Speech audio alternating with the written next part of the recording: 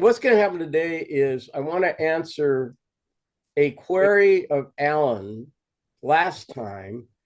Uh, it's a it's a big question. I'm going to try to do the best I can to answer it quickly because really it'll take the rest of the semester and then some to answer it. But what he asked was he always thought that Platonism was about there being perfect images or perfect models or forms of everything in the world of forms. And the example he gave was a perfect oak leaf. And I just wanted to, just so we get out of that one, this is not a good representation of what the theory of forms is. The theory of forms is about things that are universal and eternal models, but they're also objective and things that can only be perceived by the mind. That's the kind of thing that's in the world of forms. So you wouldn't have a perfect oak leaf. Here's some other things that wouldn't be in the world of forms. A perfect game of baseball, because by definition, a game, the outcome is not clear. So you can't have a perfect game that's already determined and eternal. That can't happen. So there's plenty of things. Another thing is a leaf. Well, what's a perfect leaf? Well, would a perfect leaf include a pine needle as well as an oak leaf? So those aren't really appropriate for the world of forms. They're not really things that we find in the world of forms. Things we find in the world of forms are like mathematics and beauty and perhaps justice, um, and things of that nature, not specific things. So we don't have a model of the best haircut in the world of forms, the ideal haircut. That kind of thing doesn't exist. And then addressing the same sort of issue with recollection. Now, both of these, I've said before, both of these seem like the most absurd ideas anybody could have. And by the way, I sent you all a graphic of ancient Athens and of I think Socrates jail.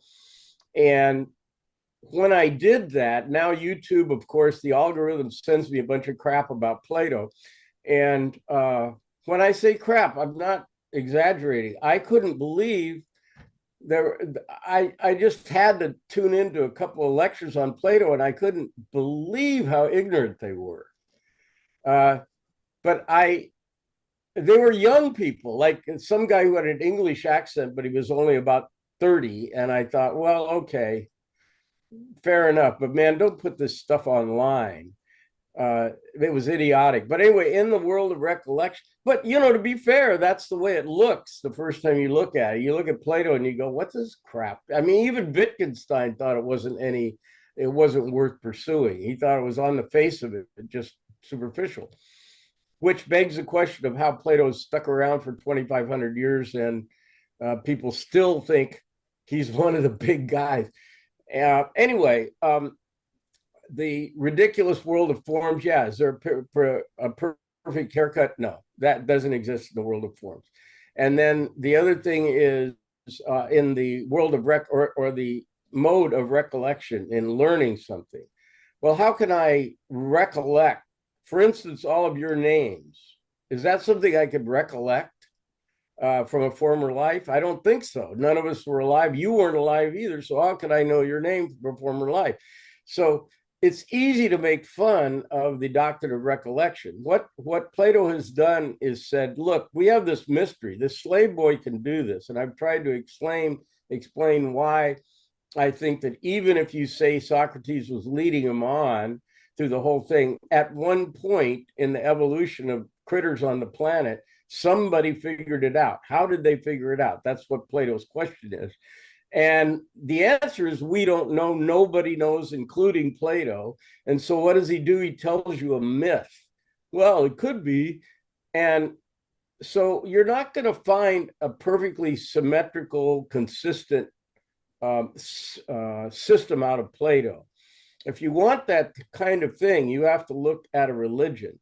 Religions posit something that is just definitely true. And you have to, and we're going to get to all this stuff, but Augustine and Anselm say you have to believe in order to understand. In other words, you believe what we're saying first, and then all the other crap that we're going to say is going to make sense to you. Well, this is just about the worst way to approach understanding the world as anything I can think of. And I'm going to offend a lot of people as we talk about religion, not because I hate religion, because I'm very fond of religions, but there are some claims that don't bear any weight as far as I'm concerned. Anyway, Saint Aquinas, Thomas Aquinas, who we're going to study, is a guy who has the most systematic philosophy of any Western writer. Unfortunately, it's full of all kinds of fallacies which undercut the systematic stability. Now, Plato's just too smart to do that. He says, okay, here's a bunch of puzzles, and here's some ideas. I don't know. That's kind of what Plato does. But the ideas are brilliant. They're not stupid or naive. They're not. They appear stupid or naive at first glance, but actually, it's like I've quoted Churchill before. They're terrible ideas until you compare them with all the rest.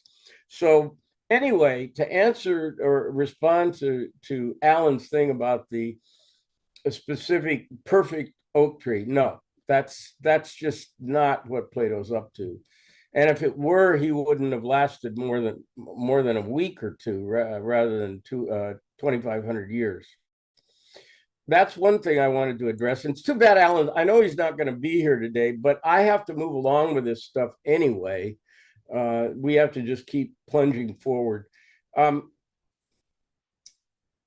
There are many thinkers we're going to come across that have the same thing that I'm accusing Augustine of, which is that believe in order to understand. And I mentioned Bertrand Russell's interview with Lenin, and how Lenin was up to the same thing. I mean, and Russell was shocked.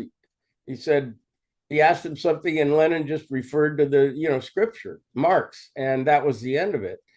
So if you believe that, then everything falls into place. This is not well, in my view, it's not a good. Well, it's not what philosophy is up to. Let's put it that way. Let's forget about my view. It's not what philosophy is up to. All right. I've got much more to say about that, but I'm not going to continue with it. Except insofar as we'll be addressing such things the entire semester. Another thing, well, what I said we were going to do here today is start on ethics, and so we're gonna. This class is going to be two classes kludged together: my ethics class and my metaphysics class. But they're not independent. They depend on one another. So if you, for instance, believe Jesus is the Redemptor, your ethics are going to change. If you believe, like Hobbes does, that everybody's always being selfish, then you're going to have a different ethics from what Jesus's ethics are. Although, interestingly enough, and this shows what a mess the field of ethics is, Hobbes and Jesus both quote the Golden Rule. But the metaphysics below that, what's supporting that, is entirely different. Jesus says you do this for your eternal soul, to obey God's will. And that's why you do it. Plus, you should love your brother. Hobbes says you do it for your own protection, that you do it out of selfish reasons. If you don't act that way, you're liable to be your power or your authority in society is liable to be reduced. So it's totally a selfish program or plan for your own advancement to follow the Golden Rule. Now, I would say those are very different rules, even though they both come out with the same words. And so ethics is a pretty big mess along those lines. Everybody tries to present their ethics as if they're the be all and end all. Everybody does. So I want to, first of all, what I'm going to start out with is the different varieties of ethics that we're going to see in the world. And the Greeks have something called virtue ethics, and other people do. Virtue ethics is how to live the best life. That's what Plato and Aristotle are concerned with. And actually the Stoics, Cynics, I don't know about the Cynics, Stoics, Cynics, and Epicureans are also trying to answer the question how to live the best life. And by extension, how to set up a society so that everybody can live their best life. That's called virtue ethics. And all religions claim that to live the best life, you're going to follow their teaching. Clearly, this is the truth. And if you do anything else that doesn't correspond to the truth that we're going to teach you, you obviously can't be living your best life. It's just going against everything.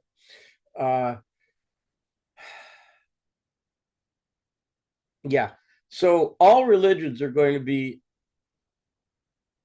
basically religions claim that there are all these kinds of ethics put in one bunch. The other kinds of ethics I want to mention have to do with obligations. The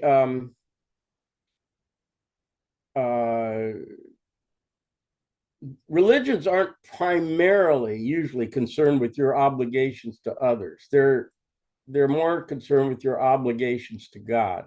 Of course, they will say that if you do what we teach, it will benefit all of mankind. Or if everybody did this, then all of mankind are going to be benefited. But they don't, we call that teleological ethics, just to use the word. Teleology is based on the word telos, which means purpose or end. It's the fourth of Aristotle's four causes. So telos is to achieve a particular end. You're going to do this, to hammer a nail properly, you don't use a banana, so the purpose that you're trying to achieve dictates what your actions are to try to accomplish that purpose. That's called teleological ethics. John Stuart Mill would fall under that heading. The greatest good for the greatest number. How do you accomplish that? It's a practical outcome that you wish to achieve. It's not based on rules from God. It's not based on your any kind of rules you get from the Boy Scouts or from the Army or from religion. Now, rule-based ethics are called deontological. Deontological ethics, and that would be, the poster boy for that is Kant. So Mill is the epitome or most commonly cited teleological philosopher, and Kant is the most frequently cited deontological philosopher.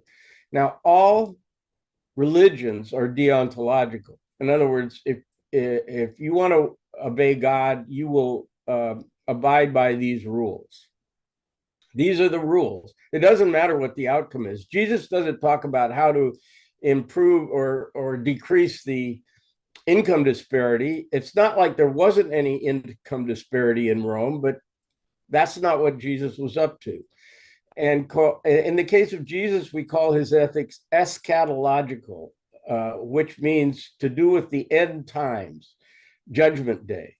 What do you do so that on Judgment Day you can face your Maker and look him in the eye and not be ashamed of what you did?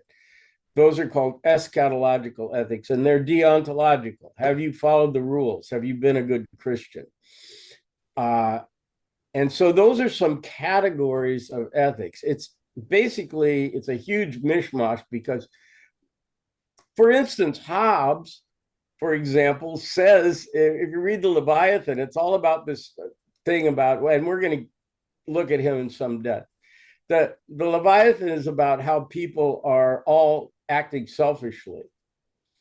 And the only way to inhibit that or ameliorate that is to have a very strong monarch that controls everybody's wishes to do each other harm. Tony, can you break that word deontological down?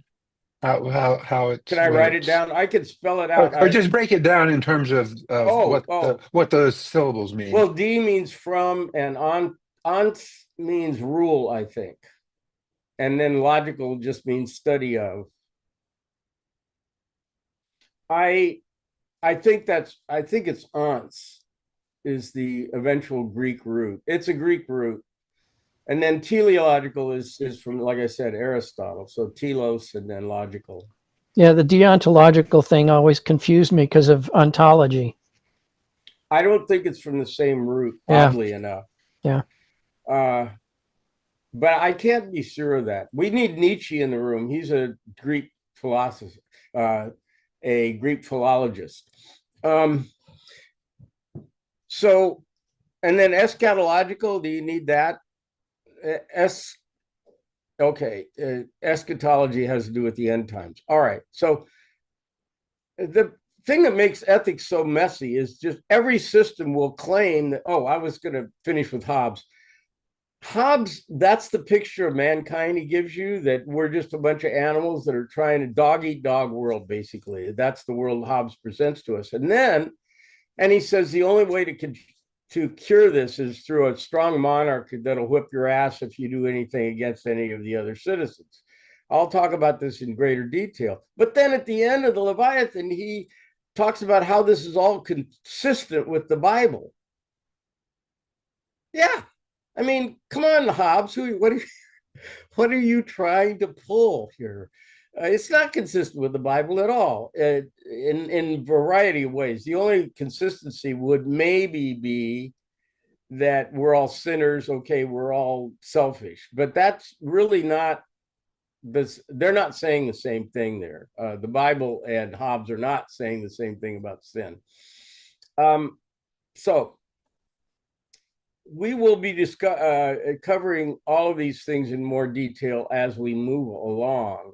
But I just wanted to set the general framework of varieties of, like, another example would be of a virtue philosophy would be follow your bliss, like Joseph Campbell or Oprah. If you want to live your best life, follow your bliss. Well, what if my bliss is raping little children? Is that the bliss I'm supposed to follow? And this brings us back to Socrates and Epicurus, who we'll talk briefly about. He thinks that the basis of all morality, as does Ayn Rand, by the way. Oh my God, she is so dumb. I read. Did any of you guys get my critique of the virtue of selfishness a while back on the Meredith list? Well, I read it. I don't know why. I read it many years ago, but I thought, okay, I'll go back to it again now. Maybe I can appreciate the arguments better now that I have a little education. Maybe I didn't understand them properly. But quite the reverse happened. I couldn't believe how stupid the arguments were. Quite apart from any repugnance I have for her teachings, the arguments were so self-evidently ignorant and poorly framed. I was just appalled. But anyway, she also believes, supposedly, I could give you the quote, that all ethics is basically based on what makes you happy or pleasure. A whole bunch of people are going to say this, including Bentham and Mill and Nietzsche and Epicurus and Ayn Rand, just to name a few. They're all going to say, because they all want to be hard-headed empiricists. So how do you know something is good? Well, it feels good. It makes you happy, so it must be good. That's basically Epicurus and all these other guys too. I'm not kidding. It's that simple. Or maybe I'm the simple one. I don't know, but I think all their arguments can be reduced to, this makes me feel good, so it's good. And in fact, even Hemingway said, what's good is what you feel good afterwards. That's a quote from Hemingway. So I don't know. I'm not really willing to do that. It might make me feel very good to wring Donald Trump's neck, and I think he's so old and fat that I could probably accomplish it as old as I am. However, I'm not certain that's the good. I'm not certain that's the good. That seems open to question to me. Anyway, so let's get back to the Greeks. First of all, let's talk about the Greek virtues, which are temperance, courage, wisdom, or prudence, and justice. Those are the four cardinal virtues. Sometimes we also list piety and beauty. Those are, in other words, this isn't a doctrine laid down by some authority in Greece. This is kind of a general cultural thing. Those are the virtues that Christians call the cardinal virtues.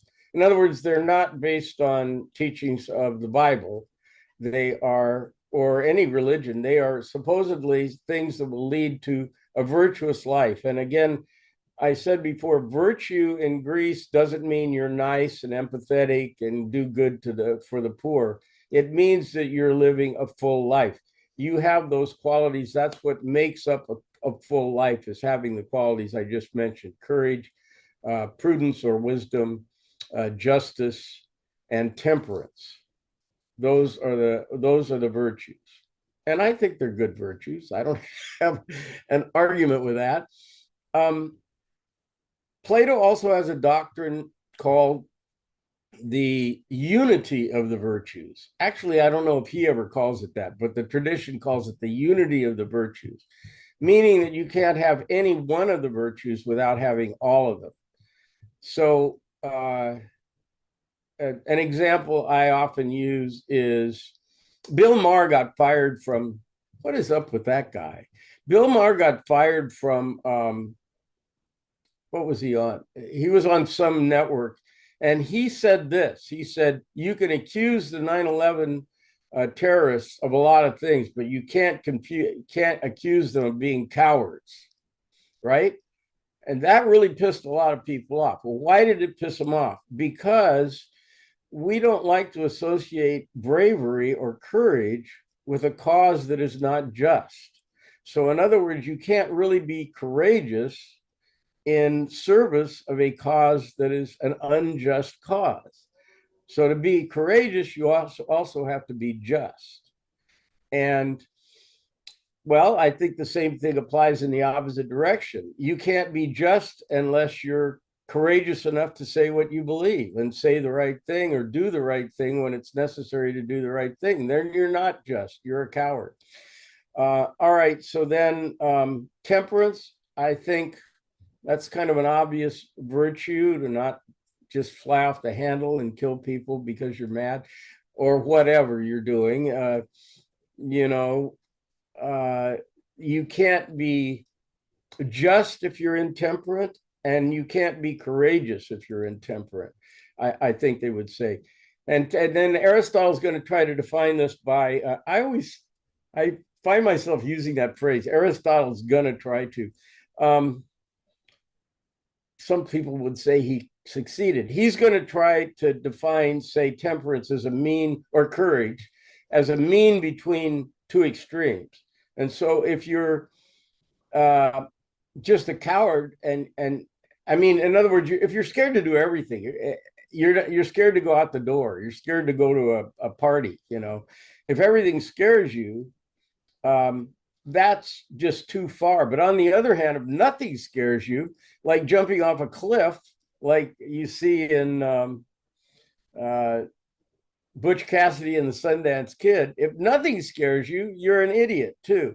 So those are two extremes, and true courage is someplace in between those things. That's what Aristotle tries to do. I don't want to get off the track here, but that would be temperance applied to courage, if that makes sense. That you can't be intemperate and still be courageous. Yeah, Barry.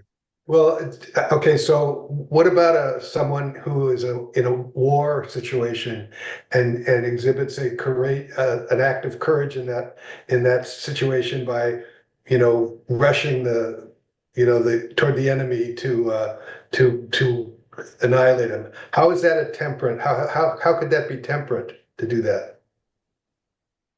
Well, that's a very good question. You know, I just finished watching literally over 100 hours of documentaries on the war in the Pacific, and it is just mind-bending the stuff these guys did and how horrible the situations they went through were.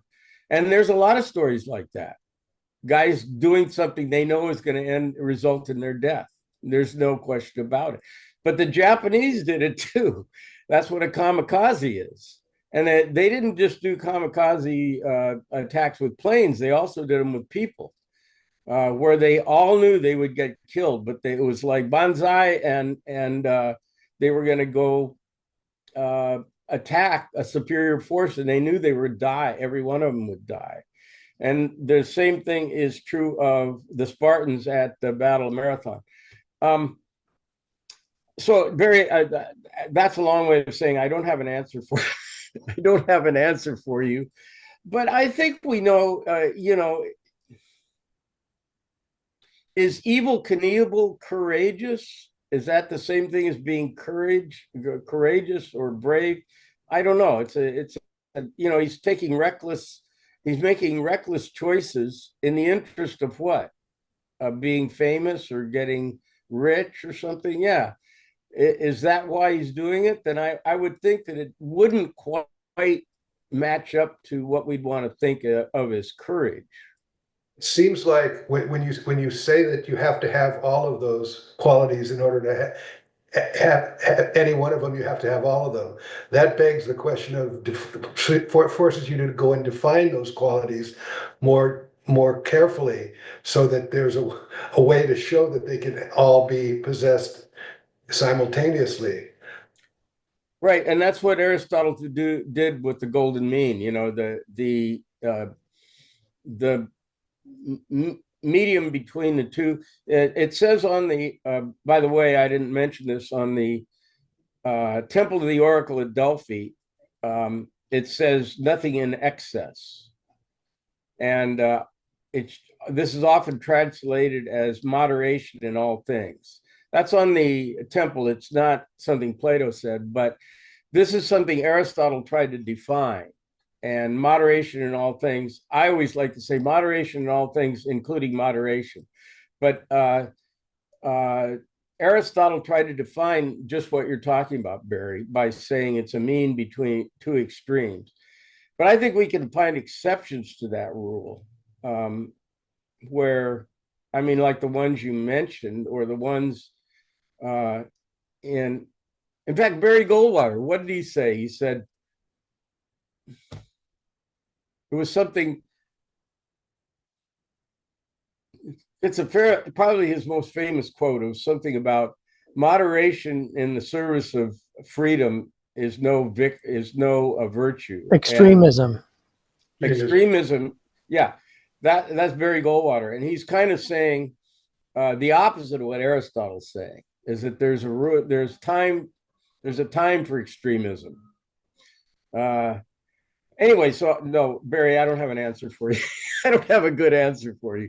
I'm just, but this is the teaching of Plato, that you need to have all the virtues to have any of them. And it kind of makes a bit of sense. And then it's interesting that Plato sometimes lists beauty as a virtue.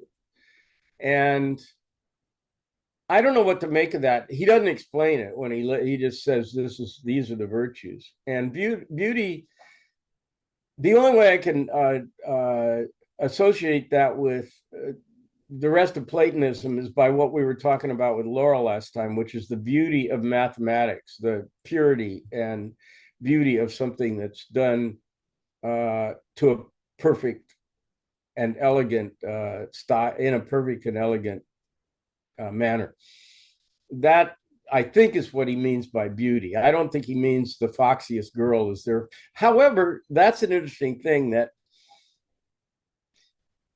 when you see somebody, let's just say George Clooney, wouldn't you think it was really horrible if you found out that he was a child abuser or something like that?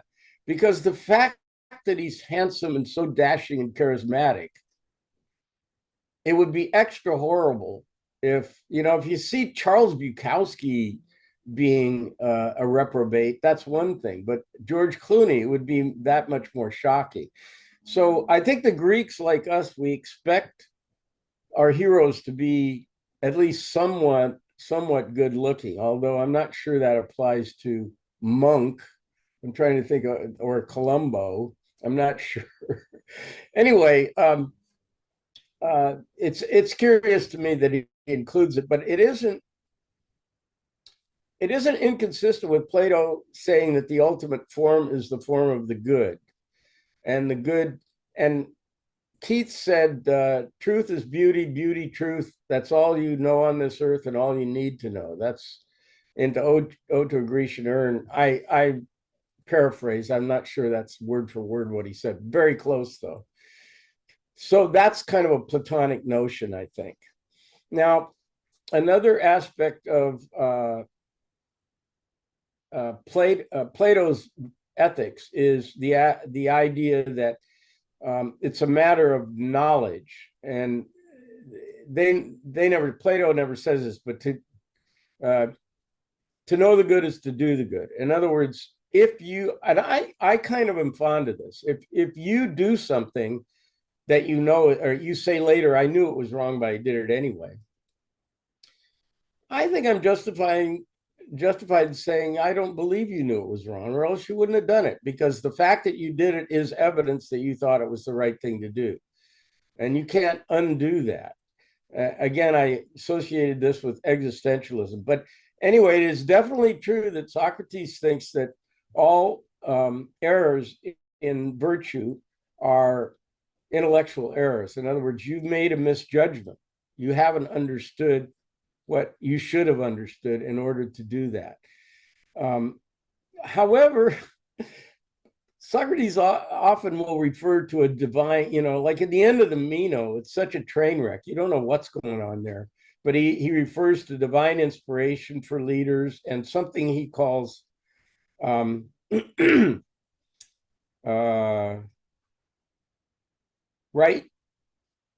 opinion or right judgment. What that is for Plato is doing the right thing, but not really fully understanding what it was. In other words, not being able to, like, with perfect logic, defend it, and yet it's the right thing. It's very fuzzy what Plato thinks about that, but he acknowledges the possibility that you could be doing the right thing without being able to find a perfect justification for it. And we're going to find this again in Kant and Mill, because both those guys are going to say that in different ways. They're going to say that ultimately, I can't tell you it's the right thing to do to follow my morality. There's no way of justifying it. If you don't have any sense that you want to do the right thing, in other words, you will not care if you're doing the right thing for the greatest number of people. You won't care about it. And I can't tell you how to care about it. If you don't, you're kind of off the playing field. I don't know how to address you. Mill admits that. and for Kant, for his part, he says that the way he phrases it is, if you're going to have an ethical system, it should be comprised of the categorical imperative, or it should satisfy the categorical imperative. He says, if you're going to have one. He doesn't say that it's embedded in the universe like Plato wants to say. He doesn't say it's for the betterment of all mankind, as Mill would say.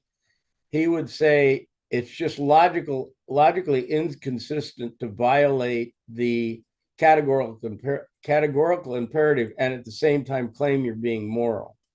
That's a sine qua non for any ethical system. But he says that's if you're going to have an ethical system. And the only way he can justify it is by saying you must act as if it mattered, as if there was such a thing as justice. He doesn't say there is. He says, if you're going to be moral and follow the categorical imperative, you must act as if it matters, or there is some truth to it. I'm always kind of interested in philosophers that are willing to admit the limitations of what they can say, and that's one of the reasons why I am fond of Plato, because he's quite willing to do. And Hume, Plato, and Wittgenstein are all people who will draw a line and say, beyond this, I can't really tell you. I admire that. For some reason, it's a humility that I respect, rather than, it's the opposite of what a religion does. All religions say, well, this is it, this is the truth, and if you're going to walk the right path, you have to follow this. Okay, there's not a lot more to say, I don't think, about Platonic ethics, even though, well, there's the three parts of the soul. We've already been through this. The three parts of the soul: harmony and therefore happiness, or eudaimonia, is achieved through a balance of the three parts of the soul. So none of them is disproportionately affecting your decisions. Ultimately, however, they have to all respond to rationality. But if you don't have passion, you won't be rational. That would be another way of saying what Kant says and Mill says. Yes, this is the rational thing to do, but if you don't have the passion to do the rational thing, it doesn't matter what the rational thing to do is. And we'll get back to that with Hume and Kant and Mill. And then if you're not alive, so you're not following your appetites and eating, it doesn't matter what your morals are either. So all those things play a role in having you be a balanced person, or a happy person, and have a happy life. All right.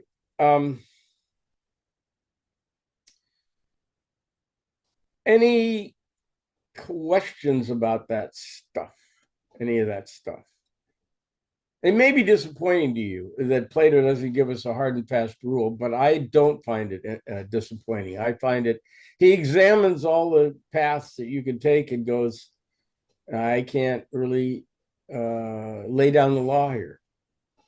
Sometimes it seems like he's doing that, but then there's always hedging his bet someplace. When you say that in order to be, that passion and rationality must both be present at the same time, that's a different definition or usage of passion from what we commonly would think of, because passion, emotion, it seems like you're acting on emotion, not rational. I mean, passion is almost inherently non-rational in some usages.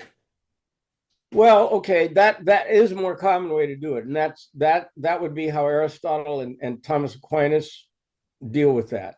But Plato would say you have to have passion just to want to do the right thing, and so there's a passion behind being just and being temperate. That's how Plato would frame the problem. And in the end, if you haven't done the right thing, it's because you didn't have the passion to figure out what the right thing was. Does that make sense? Just a different way to frame the problem. As opposed to, yeah, what you're saying is typical of Aristotle and Aquinas. Yeah, you could figure out the right thing, but what if you don't have the willpower to do the right thing? And Aristotle, as I think I mentioned, calls this incontinence, of all things. That's the word. He didn't write in English, but essentially the word is incontinence. You can't control yourself, and so that's a deficit for sure for Aristotle. But he recognizes it as something that humans do, whereas Socrates says, no, you're not incompetent. You didn't understand what you're doing. And who was it? I think it was Meredith that mentioned her clients that have something wrong with their minds.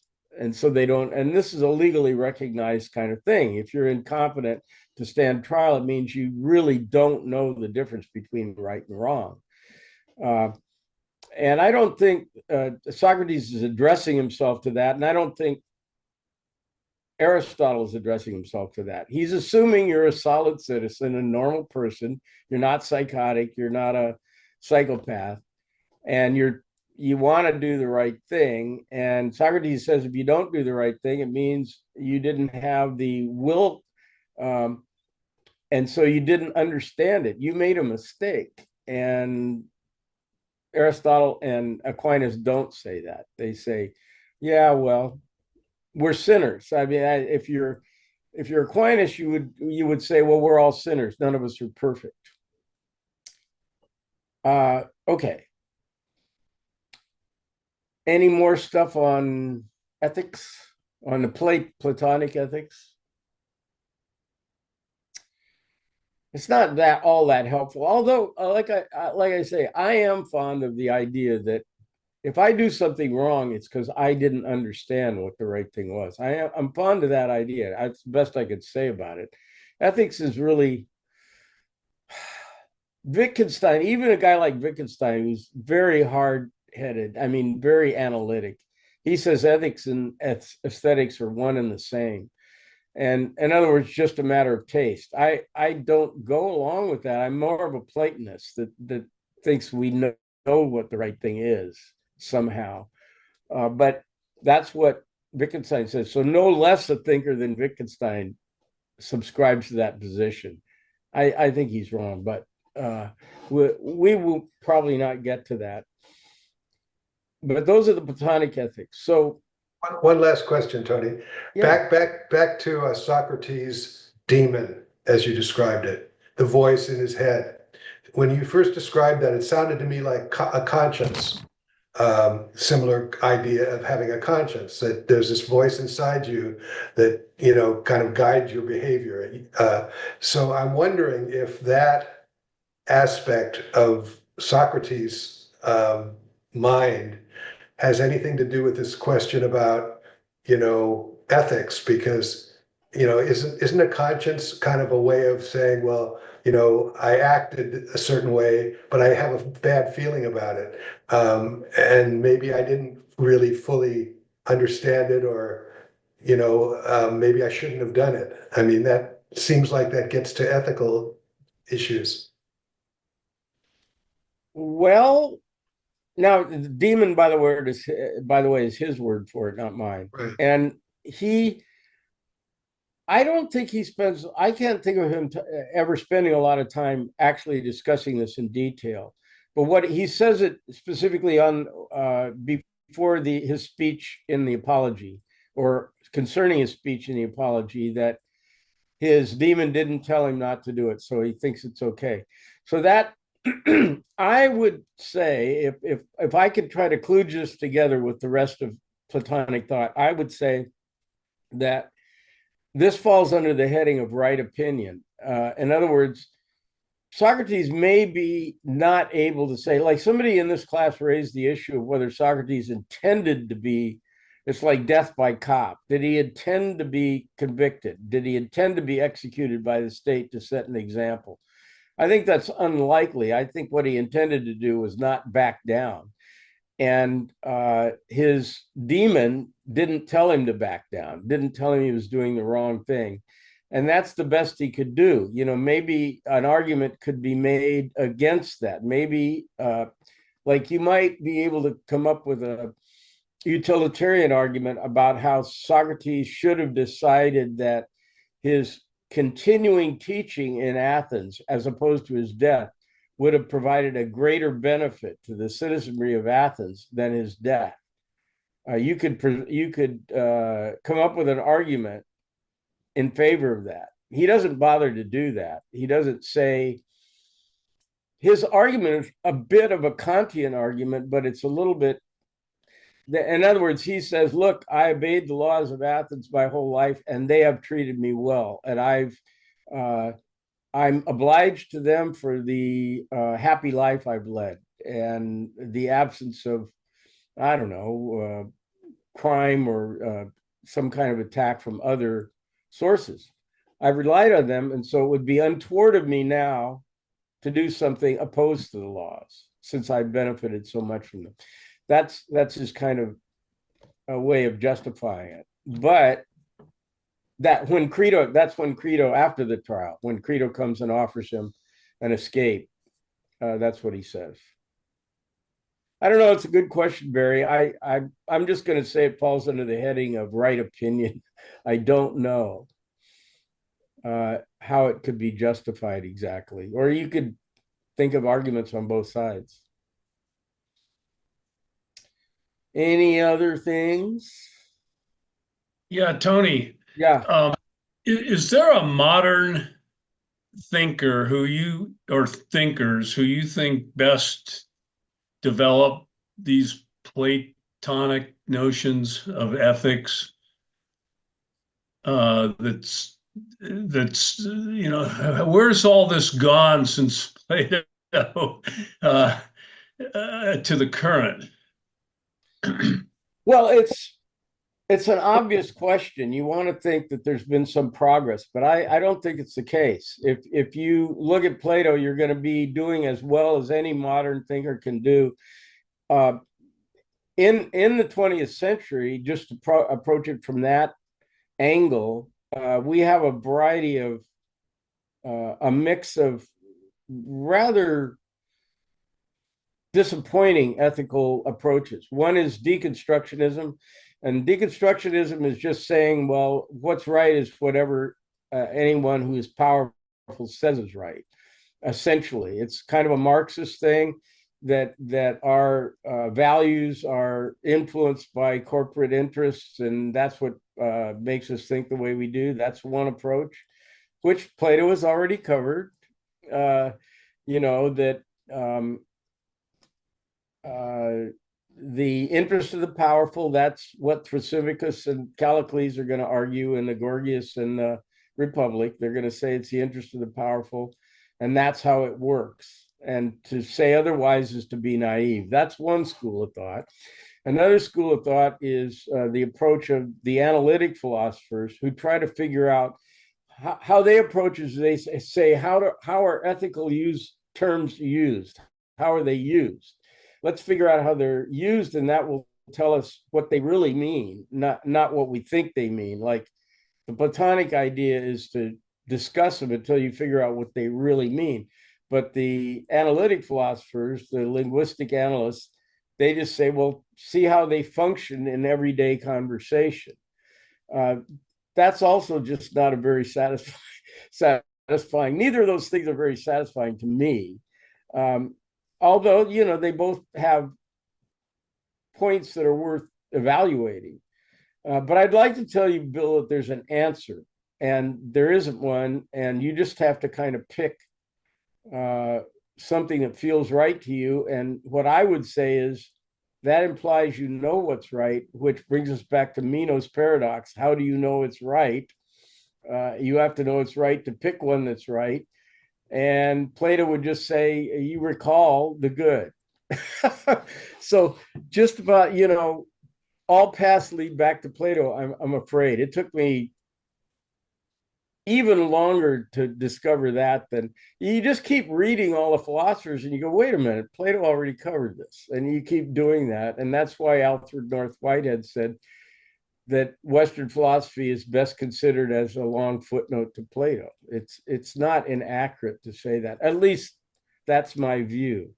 So you're just getting my view, but it's not like I haven't spent a lot of time with this stuff. I've been looking at it since I was like 17. And like I say, you could do this while you're sailing or riding your bike or something. It's not like you have to be looking at the book to be studying philosophy.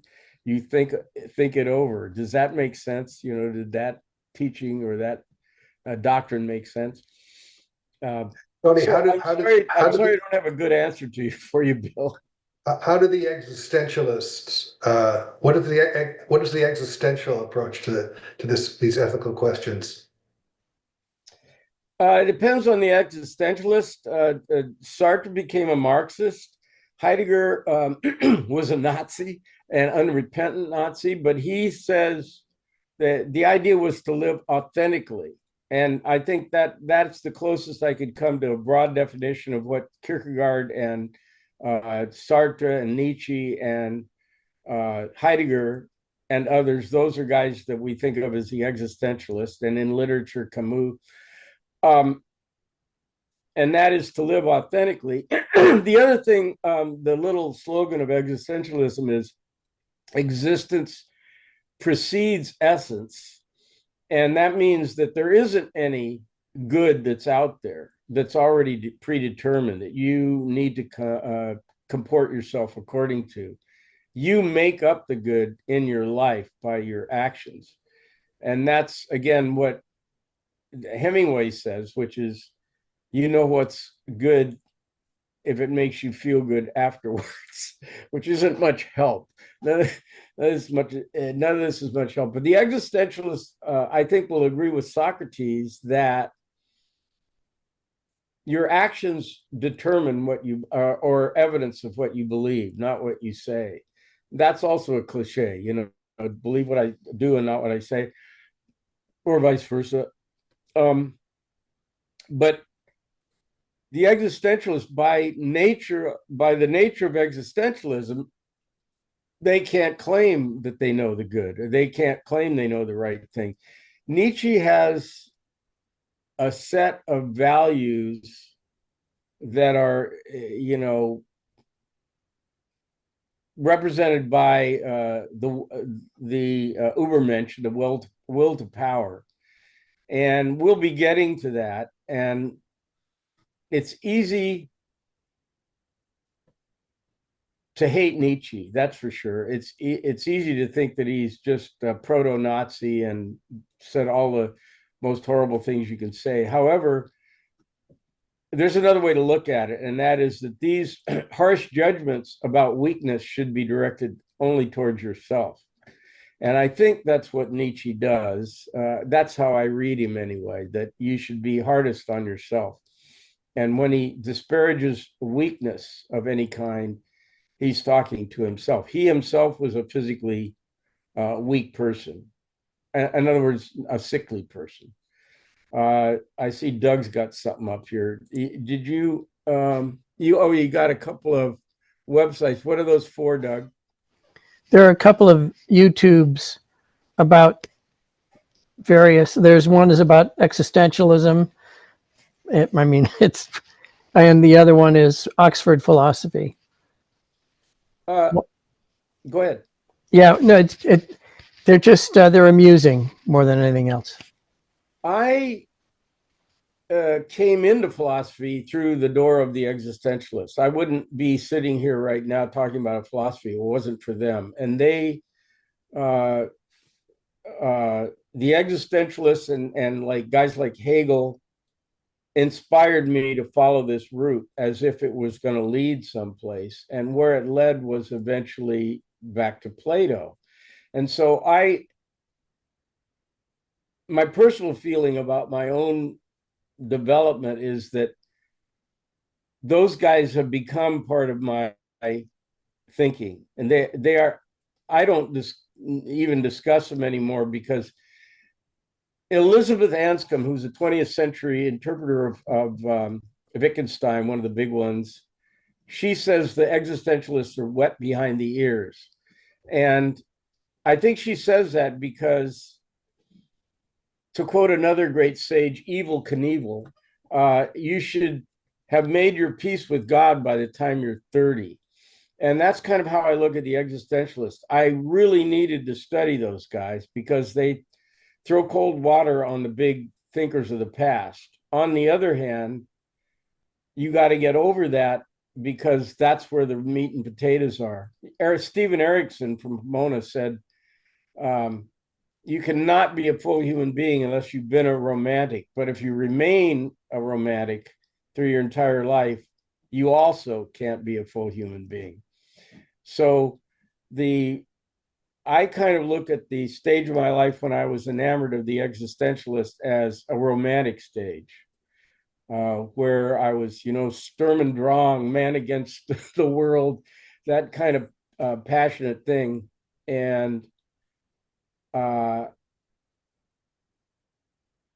next step, though, is the next steps are the ones where you're actually not just yelling, but you're trying to figure things out. It's all well and good to yell like Nietzsche did. I compare Nietzsche to a guy who walks in, the kind of guy. Have you ever known somebody that would walk into a bar and immediately assess who could kick his ass? Uh, just the kind of guy that's always looking for, not necessarily wants to get into a fight, but he wants to know where the fight's coming from. That's how he assesses bars. Well, Nietzsche's like that when he enters the intellectual world. Who's the biggest guy here? Who's the biggest, toughest guy? Well, it's the Christian church. So that's who I'm going to go after. I don't know if that's fair to Nietzsche or the Christian church, but that's kind of how I look at him. He was itching for a fight. And I think he did a good job of creating one. The new atheism. I see you've mentioned that, Doug. Doug? Yeah, I saw the note about Sam Harris, and I was wondering if that's the Sam Harris that Deb was meaning. Somebody had a note about Sam Harris. Somebody's got a long quote here from Plato. Oh, look at this. I haven't had this open, I'm afraid. Oh, I see. That's Zoom. Amazing Laurel. Amazing. What's amazing? God, I haven't been following this. I'm not seeing that. Deborah was asking about the modern philosopher Sam Harris. Then Doug said the new atheism. Question mark. I like Sam Harris. I haven't. He's one of these guys that pops up on YouTube a lot, and I haven't been watching him. The new atheists are Dawkins and Harris and Hitchens. Those are usually the three guys that get mentioned most often with the new atheism. I don't think there's a whole lot new there. They mainly what they do is rail against irrational belief, and also in the case of Hitchens, the crimes of religion. This is not really new territory. And when we get to Christianity, the first guy I start with in Christianity is Tertullian, who says, of course it's irrational. Of course it doesn't make any sense. That's why you need faith. Anybody who tries to shore up their faith using rationality is using an inadequate tool. This is beyond any human rationality. You're just being idiots if you think you can somehow support faith with human reason. That's ridiculous. He's pretty funny. He's also a misogynist of the first degree. So I'll be quoting him, not because I approve of his misogyny, but because he's a good representative of the misogyny in Christianity from the get-go. But yes, I'm not sure. I love those guys, all three of them, Dawkins and Harris and Hitchens. And also Neil deGrasse Tyson has done a lot of kind of anti-Christian stuff or anti-religious stuff, just calling them out for irrational beliefs. I don't think this is a particularly new conversation. They're just really articulate guys, all three of them. Tony, it's Deborah. The reason I brought up Sam Harris is I just skimmed one of his books that I found in the house, and I think what I got from him was that he's kind of saying that, like Plato, that we just know what's right, where there is a morality in human nature. But his whole thing, I thought, was that he was trying to prove it as a neuroscientist, that he was trying to prove that you can prove a morality using science. Now, I'm not enough of a scientist, and Laurel isn't here, but I think that was one of his ideas, wasn't it? That this stuff can be. There have been many attempts through the years, starting with Epicurus, to prove morality through science in various ways, empiricism. I don't think Harris is any more successful than the rest of them.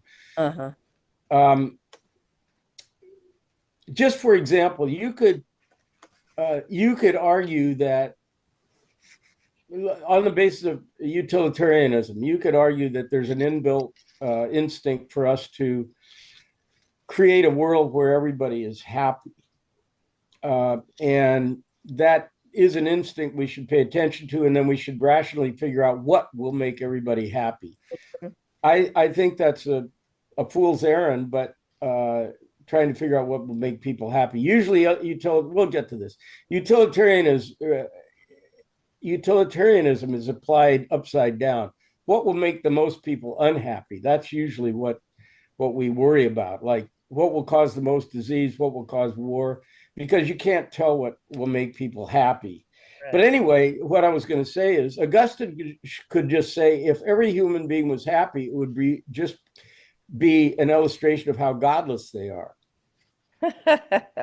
Because everything they want is evil. What human beings desire is not good. It's evil. And so therefore, that's one of the problems with trying to define it through science or empirical investigations.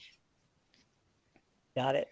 Philby argued, I shouldn't talk about him behind his back, but I'll be glad to do so anyway. Philby and I got into an argument. Wrong. I know it's wrong. Philby and I got into an argument about vaccines, and he was just, I can't recreate the whole, I love to argue with Philby, but I can't recreate the whole conversation. It would be too tedious. But one thing he wanted to say was, he actually made this point, I went Philby, that, vaccines, what they do is they offset evolution so that weaker genes get reproduced, and they shouldn't get reproduced. It just weakens the gene pool. He made that eugenics kind of argument. And I said, Philby, on that argument, the Europeans that caused millions of deaths of Native Americans because they brought a disease there were doing them a favor, because they were clearing out all the weak genes in the Native American genome and just leaving the strong people. You want to go with that argument? He kept silent. He didn't have a response to that.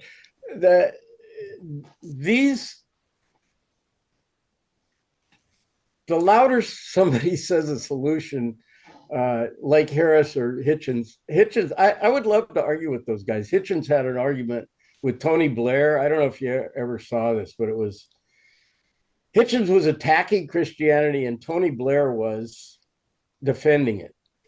And Hitchens was vicious and Tony Blair was limp. He was just, Tony, no. Stick to politics. I would have said, Christopher, you're being too nice to Christianity. And I would have listed a bunch of other things that Christians did. But the problem is that if you're going to say that human beings can be the judge of whether religion is achieving God's will in the world, you have to say that you understand what God's will is. And so if I'm a religious person, I just say, well, I don't care what Christopher Hitchens thinks about what damage has been done by, that's not what we're up to here, satisfying Christopher Hitchens' idea of justice. I would have started with that. But I would also said, but if we use his metric for what is good, you also have to count all the moments where somebody out of Christian empathy and belief helped another person. I don't think you can make a record of all those things. I don't think there'd be any way of, there's plenty of ways to describe, like the Crusades or things like that, some kind of purge, some kind of the Inquisition. All these crimes are very well documented. But how many people have documented a pastor going over to a friend's house who's ailing and praying with him? Those aren't documented. Now, maybe the prayer didn't do any good, but the fact that he went and visited this guy, I'd have to say, was something we have to count. So how are you going to add all that stuff up? Anyway, there isn't any way to do that. And so I'm very skeptical of any way of empirically verifying, like Harris is trying to do, getting back to that. empirically verifying any values or religions. That's why Plato was too smart to do it. Hume doesn't do it. He just says you can't do it. You know what Hume says is people do this. In other words, people do make ethical judgments. So what are they about? Well, let's just look and see what they do. That's it. And he comes up with the phrase common sentiment. It is the common view that this is inappropriate or bad behavior. And Hume's quite willing to acknowledge that's not a very good justification. It's just the best I could do. Those things make me laugh. Gee, we're after 11 now. I mean, I'm happy to continue this, of course, but any other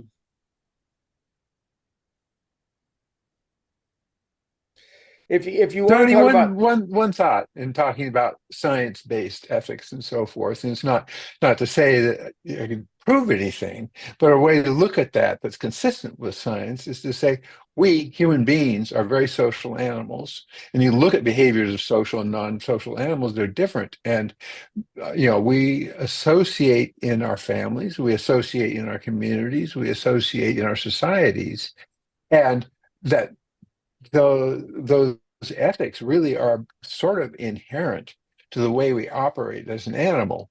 I mean, we do have the psychopaths in our government, but and they probably don't have those particular associations in there. But to say, well, finding our ethics is really a matter of finding out who we really are. I'm going to use that exact argument against Hobbes, by the way, because Hobbes' portrayal of human beings is he thinks he's an empiricist. These guys that come across as we're going to be hard-headed here. We're going to just look at the facts and not engage in all that stupid philosophical meandering nonsense in the clouds. We're going to look at the facts. That doesn't usually pan out very well because it turns out their facts are pretty subjective. And that's true of Ayn Rand. It's true of Hobbes. It's true of, I'm afraid it's true of Marx. It's also true of Epicurus and Lucretius, I think. So it's not so easy to do that with impunity. You're gonna make some assumptions that can't be demonstrated is what you're gonna do. But yeah, Hobbes just ignores that, Gerald, to your point. He just ignores the fact that we have bonds, and the bonds are contribute to our survival as a species. And those bonds are solidified or strengthened by common decency. And so you could say that common decency is something that allowed for the Hobbesian kind of idea of survival of the fittest. We're more fit because we're congenial to one another. It's a kind of upside down social Darwinism. But I'd be willing to argue that. I don't think that's a stupid point. I think that's a good point. We're not the only ones. Ants and bees are also social animals that sacrifice themselves for the good of the group. And rats. It's interesting. And porpoises and do porpoises do that? I don't know. Well? I don't know about. They've been known to just go find people and help them in a problem, and that there clearly is not only associated behaviors for hunting and so forth, but protection of each other and protection of animals that are not even porpoises. To be fair to Hobbes, he didn't know any of this stuff, but I'm not going to let him off the hook for that excuse.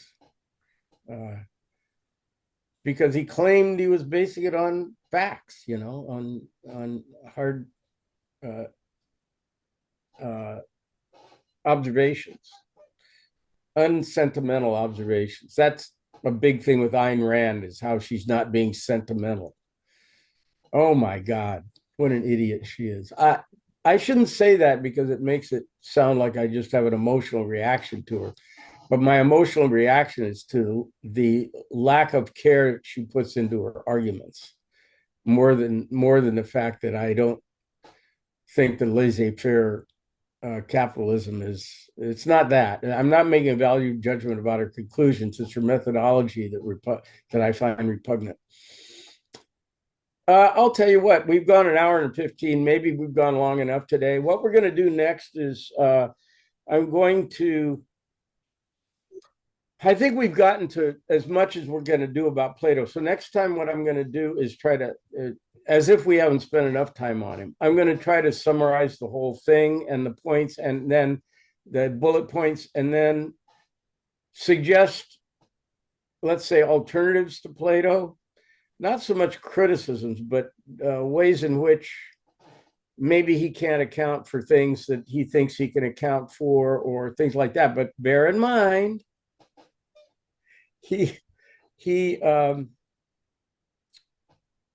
doesn't claim to know things. He now, you might not think that's an excuse, but he kind of explicitly in his program writes dialogues and not expository position papers. He doesn't do that, which is just, I can't get over how brilliant that was and how tempting it is to just tell people what you think. But, well, he did in a way. All right. Closing thoughts from anyone? Just to say, sorry, I had to step out for a minute to go off and be a Quaker for a few minutes about something. Despicable. I know. Questions of morality. So, but we'll see you next time. What's that? We'll see you next time. Oh, see you next time. Yeah, maybe we'll hear about the Quaker meeting. All right, guys. So next time, finishing up on Plato, and we'll move on to Aristotle after that. Thank you. Cool. All Thanks, right. Tony. Bye-bye. Thanks, Tony. Yeah. Good luck on your jury. Oh, duty. yeah. Right. If you weren't here, I have a jury summons. I'll find out tonight where I have to go. If I have to go, that means Thursday I won't be here. And I'll try to email you and let you know that. Tell them you're a philosophy professor and they won't want you at all. I already talked to McAtee about this. I said, will that be a good excuse? And he said, definitely. They don't want any and a musician. Tell them you're a musician and a philosophy professor, and they'll get rid of you very quickly. No, Hey, they don't want Quakers. I refuse to take an oath. Oh. And then the judge has to go off and figure out what the alter is. I know there's a procedure for Quakers, but I can't remember what it is. He sends someone to go look it up, and meanwhile, all the lawyers look at me with little beady lawyer eyes. Hey, be careful about our beady eyes. Watch. Yeah. Read the room, Like there must be Laurel. something that this is this a good thing for our case or a bad thing? Yeah. They're trying to squint at me and figure out whether it's good or bad, and then sooner or later get dismissed. Every time. Being a In lawyer, Arizona, it's if you're 75 or over, you don't have to serve. Oh, I'm 78. How do I get a jury? Can I tell them that? Is that true everywhere? Or where is that true? No, in True in Arizona. Mass. Where are you, Catherine? Arizona. Okay, I wonder if it's Yeah, true. I just got a jury summons. It's true in great. Massachusetts. I like being on a jury, but yeah, it would interfere with the class if you had to do that. Nothing better than to stand in judgment of your fellow human beings.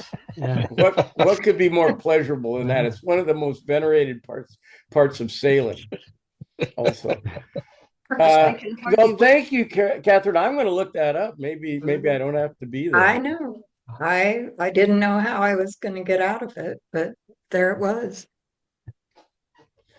Well, all right then. Okay, well, we'll see you next Thursday, barring my absence because of my citizenry responsibilities. Okay. So see you then. We'll see.